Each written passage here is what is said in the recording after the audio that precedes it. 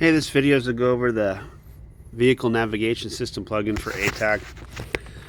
The beauty of this plugin is it allows for both online and offline mapping.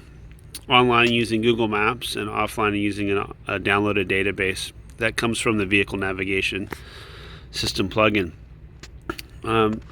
Many times you may be out on an incident and not have cellular connection and want to do routing and need to get from one place to another.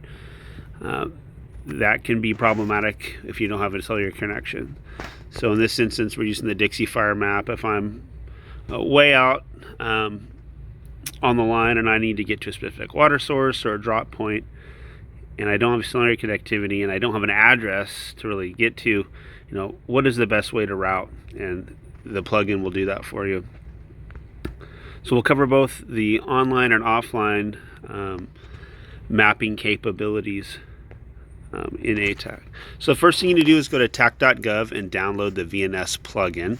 Once you've got it loaded up, it'll be in your Atak device and you can open it up, scroll down and open the plugin. And the first thing we're going to do is download the offline databases. So when you click on Manage Offline Regions, we're going to scroll down to California, hit the download, and it'll start.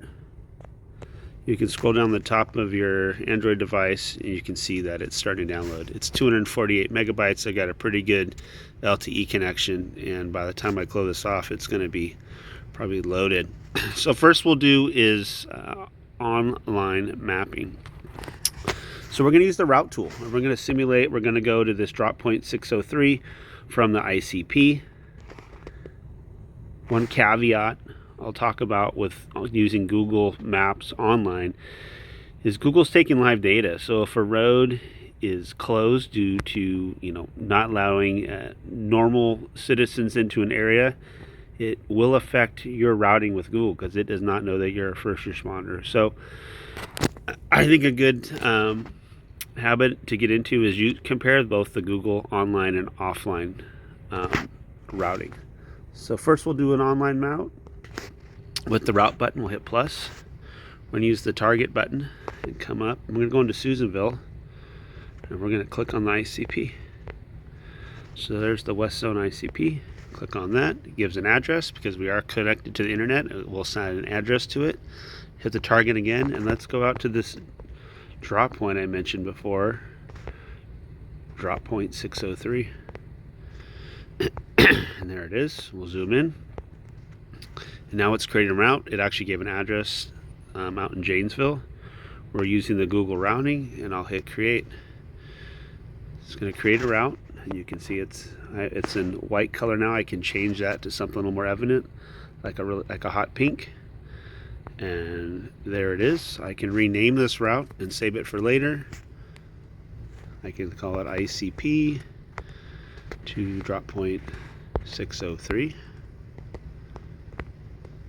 And hit done, and there it is. So that's the route it took using the Google online routing. So now what I want to do is put my phone into airplane mode and show how it's going to use that offline database. And everything should have been, yep, California imported successfully. I'll hit clear. Put my device into airplane mode. And as soon as I do that, I lost some connectivity to some TAC servers, so I know I'm not connected. I'll hit clear. Now I'll use the routing again. I'll make a new route. It doesn't know an address right now where I'm at. It's just using my GPS location using the national grid. I'll hit the target button. We'll go back out to the ICP. Click on that, hit the route or hit the target button again. We'll go back out to this drop point. Click on it. I'm going to use offline routing. I'm going to hit create. It's going to make a new route. And I'm going to change that to a yellow color. And we'll call this offline.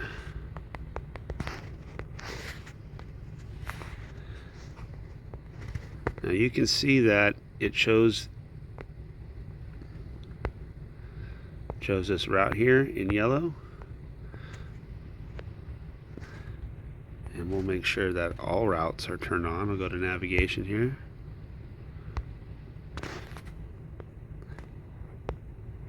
So you can see both routes there, that the Google online, which was the pink, and then the offline routes were a little different over a certain section. So I'm not sure what Google has there, but it's saying, hey, it doesn't want us to go a certain direction. Another thing you can do to check the routes is to turn off your base map, the operations map here. And we can turn off this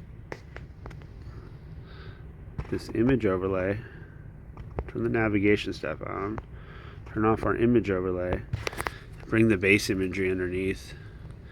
And you can see it's pretty good at taking you right along the roads. It may not be perfect, but you can see the general direction.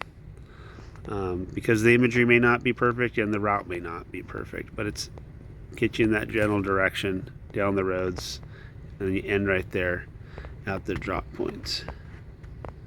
So a good practice is to use both and see where it's going to take you, and make sure that you're going the right way or the most efficient way.